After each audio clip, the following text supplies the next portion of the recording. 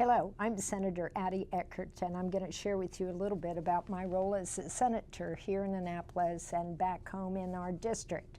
I was elected in 2014 in November after serving for 20 years in the Maryland House of Delegates. I ran for the Senate during this last session and interim, and I succeeded in winning that seat. So now I'm a freshman in the Maryland Senate. I represent Maryland's 37th legislative district that is comprised of all of Talbot, all of Dorchester, a part of half of Wicomico County, and part of Caroline County. Each year, the legislature meets in Annapolis, the Maryland Senate and the Maryland House of Delegates, to create legislation, to review the budget process, and to ultimately to mandates from the Maryland Constitution to make sure that all students have a quality education and it's adequately funded, and that we have a balanced budget that is able to meet the needs of the citizens of Maryland. In Maryland, there are 47 legislative districts from the far eastern shore in Ocean City to the tip end of Garrett County and everything in between. We have a wide range of legislators who meet each year: professionals, business people, nurses, retirees, pharmacists, doctors, a lot of lawyers, and some firemen, and some retired teachers and educators. So we all get together, we divide up the work, the bills that are introduced that we work on, into 4 standing committees in the Senate and 6 standing committees in the House. And a bill is developed from a constituent concern and then travels through one house, is passed if it makes it, and then goes on to the second house. And then if it crosses through both houses, it can go on to the governor for ultimate passage and it's being signed into law.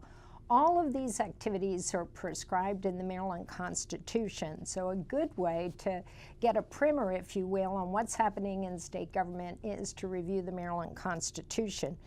As I said, our major responsibility is to develop and make the laws and to make sure that the laws that we do work. That is, that they do provide the kind of environment for our citizens where people can live and work and thrive and grow their families. As we work through that process, we work with the other areas or departments of government in the 3 branches. We work with the executive branch, the various departments, as we craft legislation and make sure it's something that fits within their existing structure.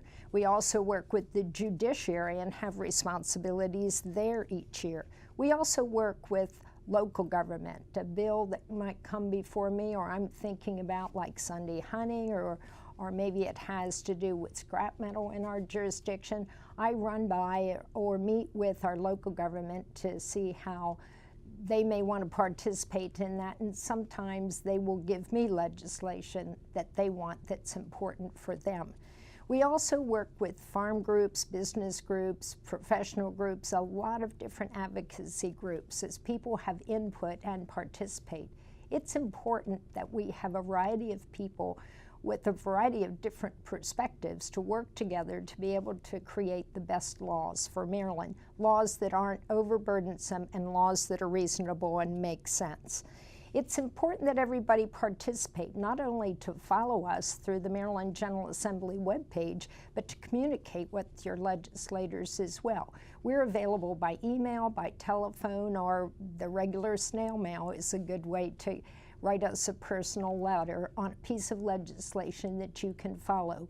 You as students and you as citizens get access to every single document that we get access to as we make our decisions about what is best for the citizens of Maryland.